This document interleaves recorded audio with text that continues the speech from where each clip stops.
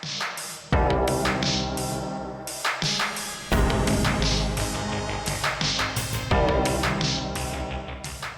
guys, so today we're here at the first weigh-in of the new week, weighing in at 214. And this is the first couple shots of my physique as it stands today. And overall, feeling decently confident. If you don't know much about me from my previous intro, I started last year at the end of December, early January at 280 pounds and went down from there, focusing on a full body bodybuilding split 3 times per week, and have slowly been working on increasing my muscle mass and size and density over the past year and a half now. I went ahead and hit this side chest one more time just to really try and get my chest up there uh, and kind of hit that old school Silva era bodybuilding side chest pose again. I think one of my highlighted points for my physique generally is my back. I think on average I end up doing about 15 sets a week for back, split between mid, upper, and lower, of course.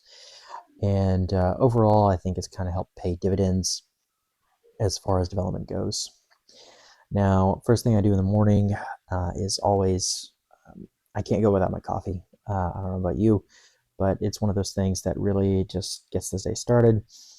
And I always make it in my Chemex for myself and my wife before she leaves for work, and just a little bit of creamer to go in there with it. Now, since I was feeling a little bit up and ready for the day, I decided to go ahead and get everything going and just go ahead and get my workout in early. Shout out to Bum Nutrition with their Savage pre-workout, or Savage pre-workout. It's really good, tastes great. A lot of beta-alanine, gives me a good buzz. I usually mix it in with either orange juice, which I kind of take that tip from Silva era bodybuilders, and gives you a really good pump, good feeling. But today we were actually out, so I just went ahead and mixed in some body armor for just that little bit extra electrolytes. Shake it up, some ice, good to go to the gym. And I find that it helps sustain me through my workout the entire time. I'll have a link to it in the description down below.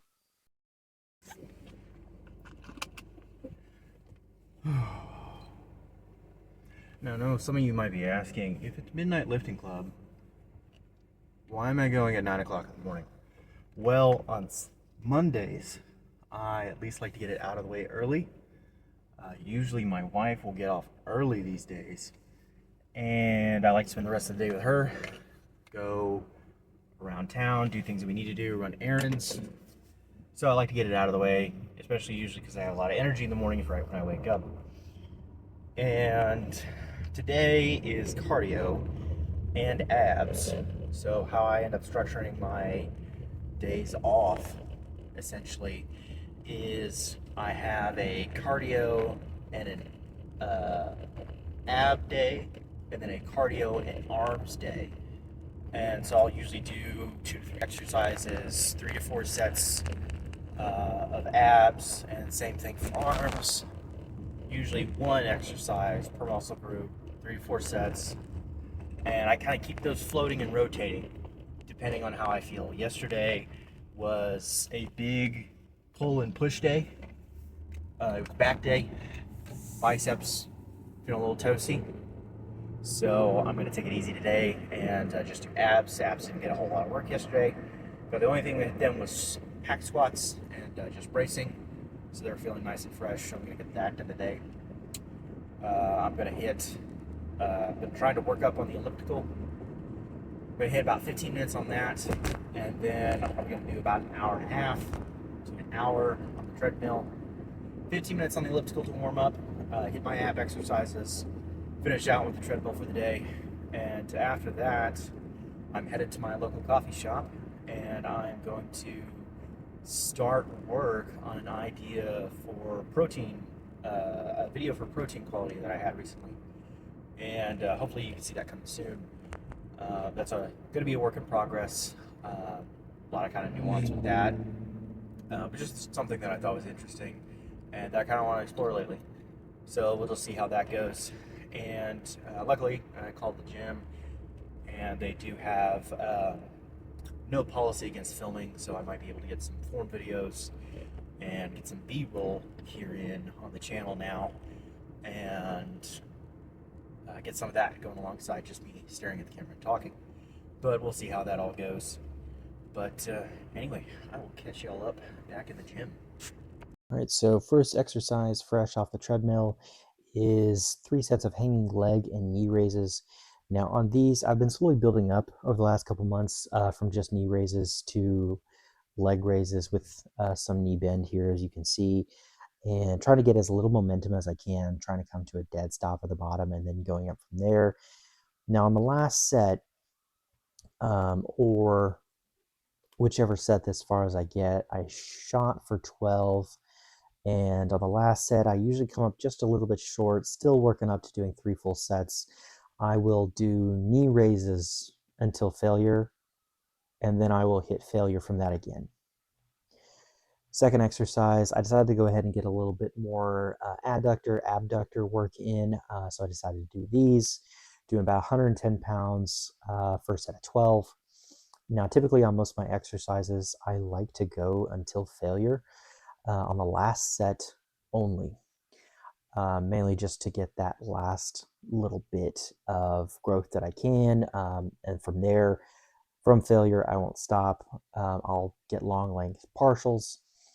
So first set, 12 reps, second set, 12 reps, last set, 12 reps, or until failure, long length partials from there. Sometimes if I get more than 12, that's fine. I'll do an AMRAP set for just that last little bit of intensity and just to really milk as much as I can out of the movement.